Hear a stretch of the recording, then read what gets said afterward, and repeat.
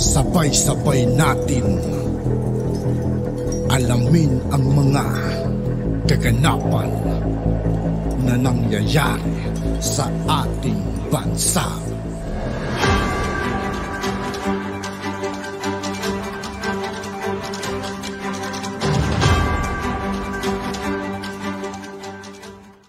Yo, what's up mga kaibigan? This is I2K po again. Ngayon nandito naman ulit tayo sa channel ni Pinas Viral News. Dito naman ulit tayo magbibigay ng komento at reaksyon. Kaya samahan niyo ako guys. Let's go!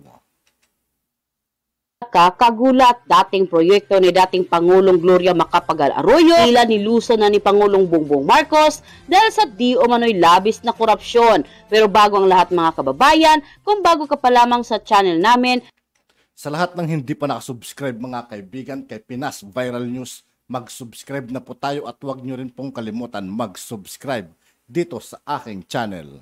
Ay huwag mong kalimutang mag-subscribe at pakiclick na din ang notification bell para mas maging updated ka pa lalo sa lahat pa ng bagong videos na i-upload namin. At yun na nga mga kababayan, ipinag-utos na ni Pangulong Bongbong Marcos ang pagbuwag ng North Luzon Railways Corporation or North Train dahil sa hindi na di umano nito naggagampanan ang katungkulan or ang purpose nito at nagsasayang lamang ang budget na nilalaan dito. Ito ay bisa na rin sa Memorandum Order 17 na nag-issue noong October 19, 2023 na nilagdaan mismo ng Executive Secretary na walang iba kundi si Lucas Bersamin na may basbas mula kay Pangulong Bongbong Marcos. Nakasaad sa naturang memo na pag-alaman ng Governance Commission for Government-Owned and Controlled Corporation na hindi nagagawa ng naturang korporasyon ang mga objectives at purposes kung bakit itinatag at hindi na rin ito nakakatulong sa pag-ambag ng social, physical, economics return sa Pilipinas. Ayon sa balita, ay una na kasing itinatag ng North Railway Corporation para mag-develop, magtayo at pagpapalakad sa pamamahala ng railway road system para sa serbisyo ang Metro Manila, Central Luzon at Northern Luzon. Ang naturang state-owned firm ay binuo rin para ipatupad ang North Railway Project na nagkokonekta sa Caloocan City patungo sa Malolos, Bulacan. Subalit ito ay nabigo at hindi natapos dahil nga sa pag-terminate ng kontrata ng pinasok ng kumpanya dahil sa iba't ibang issue kagaya na lamang ng pondo at di umano'y mga korupsyon. Kaya Pangulong Bongbong Marcos umaksyon na upang mabuwag naman ang North Railway Corporation. Inatasan ni Pangulo ang Base Conversion Development Authority bilang administrator at liquidator ng abolished state-run firm para masettle ang liabilities nito, kabilang na dyan ang pagbayad ng separation and incentives fee para sa mga apektadong opisyal at personnel na nagtatrabaho dito. Nang lumabas nga ang balitang ito ay umani agad ng samot-saring komento mula sa marami sa ating mga kababayan at marami nga sa kanila ngayon ang di mapigilan ang kanilang sarili na maglabas ng kanilang hinaing at komento sa mundo ng social media. And the netizen posted, "God bless Pangulong Bongbong Marcos, ikaw lang ang tunay na may malasakit sa Pilipinas at mamamayang Pilipino. Kapakanan ng lahat ang iyong ipinaglaban, tunay na serbisyo publiko, hindi purwisyo publiko ang pansariling kapakanan lang ang iniisip. God bless Pilipinas, Pangulong Bongbong Marcos, God bless all." Magpapasalamat po tayo sa ating mahal na Panginoong Diyos na si President Ferdinand Bongbong Marcos Jr.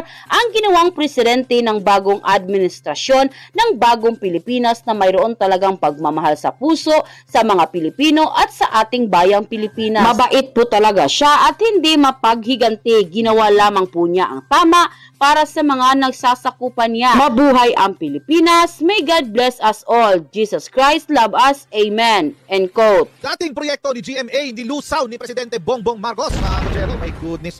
Nakakagulat yung development na ito. Mga kutsero, actually, di ko alam nag-exist pa pala itong North Trail na ito. Totoo lang, di ko alam. Nag-exist pa pala itong North Trail na ito. But anyway, mga kutsero, pag-usapan natin yung topic na ngayon na yan. Okay, ito yung naganap dyan. Ito yung balita kanina. No longer achieving its objective or purpose, Palace abolishes North Rail. Si Pangulo nang pumirma niyan. Malacanang has ordered the abolition of the North Luzon Railways Corporation since it is no longer achieving the objectives and purposes for which it was designed and created. Hindi na raw kasi nagagawa yung dapat niyang gawin. Dapat lang mga kaibigan, dapat lang naisara na rin. Kasi kung useless naman, hindi naman nagamit. Di mas magandang, hindi naman napapakinabangan. tapos tumatanggap ng pondo. Diba? Isara na lang. Actually, noon pa naman, noon pa lang hindi niya nagagawa. Mamaya pupuntahan natin yung history niyan. So, sabi, North Rail is mandated to develop, construct, operate, and manage a railroad system to the capital region, NCR, papuntang Central Luzon and Northern Luzon. Government-run EFOI website showed.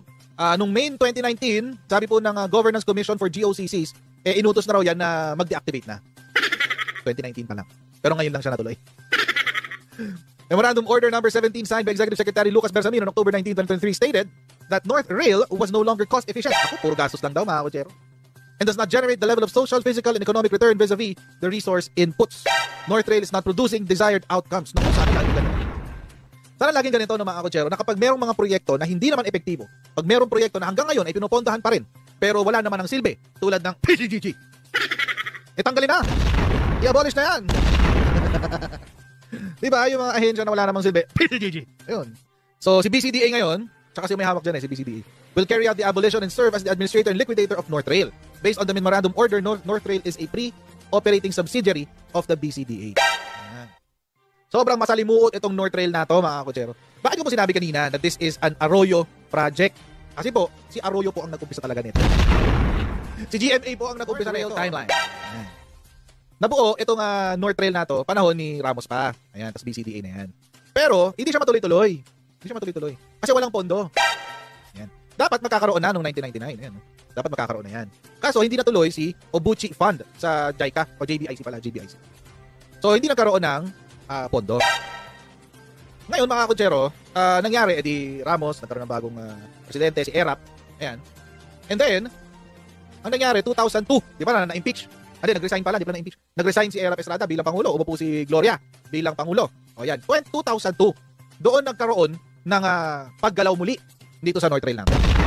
Dito na ngayon, mag-uumpisa lahat ng kalbaryo nitong itong proyekto na to.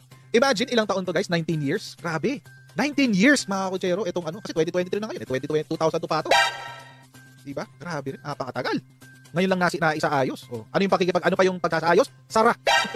Sara. My goodness. Ito kasi naganap. So, noong September 14, 2002, yung North Rail project ay isinama ni GMA, parte ng kanyang 8-point agenda. At matapos ng mga meeting kay Chinese President Hu Jintao, nagkaroon po ng MOA. Sa gitna ng China at Pilipinas. So, take note. This is a foreign-funded project entered into by a Chinese company. Fast forward tayo, August 5, 2003. Nagkaroon ng estimate. Ang total daw na gagastusin ay, sa Phase 1, Section 1, Caloocan to Malolos, ay 503.04 million. Ngayon mga kutsero, ito pong first phase na ito, ang North Rail kasi, ang gusto niya mangyari, ay magkaroon ng release simula Manila hanggang Clark. Ang ending niya sa Clark. At ang goal, mga kutsero, ay bawasan ang pagbiyahe simula Clark hanggang Manila at pabalik ng Clark nang paabutin lang siya ng mga 30 minutes. Yun yung gusto mangyari dyan. Ngayon ganito, nagkaroon na ng estimate. Ang estimate ay $503.04 million. Yan. Tapos nagkapirmahan, 2004. Nagkapirmahan. Pumasok ang Exim Bank, Export-Import Bank of China. Sila ang nagpondo ng unang $400 million dito sa proyekto natin. And then, ang Pilipinas, kinarga natin yung butal, yung $107 million. So, meron din tayo dito, parte. Kasi 503.04 million eh. So, ibig sabihin, sobra pa to. So, in total, 507 million ang pondo nitong North Rail Transit. Phase 1 pa lang yun, Phase 1. Ngayon, NRLC made the first drawdown of 150 million. So, kumuha na ngayon ang North Rail ng $150 million noong September 29, 2004. Matapos mag-agree ang CMEG, CNMEG yata yun, CNMEG ng China at ang NRLC, North Rail, na yun, sila yung tipim. So ngayon, nung pumasok yung pera, nung pumasok na September 29, 2004, nagkaroon ng issue. Ano yung issue? Nagkaroon ng privilege speech si Coco Pimentel. Si Nene Pimentel, yung tatay ni Coco Pimentel. Nagtanong siya. Ang sabi niya, may issue tayo dyan sa North Rail na yan. Ano yung issue? Una, paasaan natin ililipat yung 40,000 na residente na dadaanan nung release ng tren? May problema nga naman talaga dyan. Kailangan mo right of way. Okay. Ngayon, eto pa nangyari. So, si Biason, Senator Biason, na recently passed away, ay nag-conduct ng public hearings, no, kung saan ililipat itong 40,000 na to sa tawag dito, sa North Rail, no. Ngayon, natuklasan niya na merong price padding sa kontrata ng North Rail.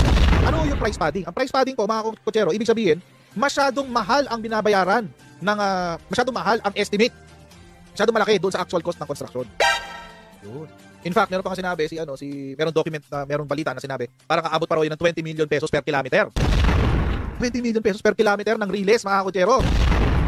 Parang may padding nga na naganap. Ngayon, sumunod ito si Enrile. 2005, Juan Ponce Enrile, in his privileged speech, ng senador pa siya, urged the Senate to probe the alleged overpricing and alleged loopholes of the contract between North, ano pangalan yan? Bakit NLRC? North Rail, hindi dapat, North Luzon Railways kasi, okay, kaya NLRC. North Luzon Railways. O basta North Rail na lang para mabilis. So yun ang sinabi ni Enrile, no? Na parang merong mga mali sa kontrata ng North Rail. Imbestigahan natin to. Bakit? Kasi nga, number one is overpriced. Pangalawa, may mga problema sa kontrata ng CNMEG. Ito po yung Chinese company. Ngayon, dahil dyan, mga kutsero, ito yung nangyari.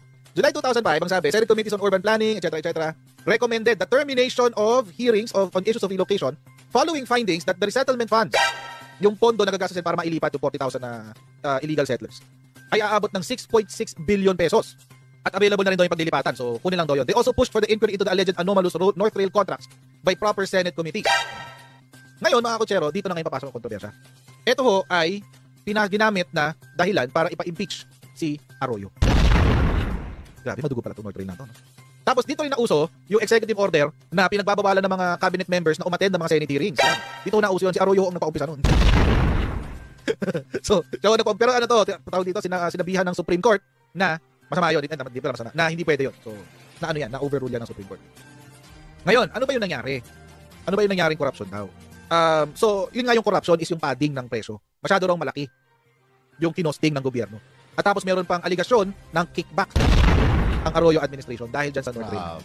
Isa pang naging problema ng North Rail na yan ay ito. Nagkaroon po tayo ng deadlock. Ano po yung deadlock? Ano po yung nangyari? Deadlock po, ibig sabihin, walang galawan, walang gumagalaw. Bakit? Kasi nag-demand ang Chinese contractor dito na bayaran nyo muna kami ng $300 million.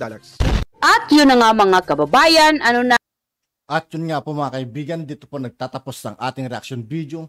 Muli ako po si I2K ng Sundalo ng Dunggalo at 811. Maraming salamat sa patuloy na pagsuporta. Peace out.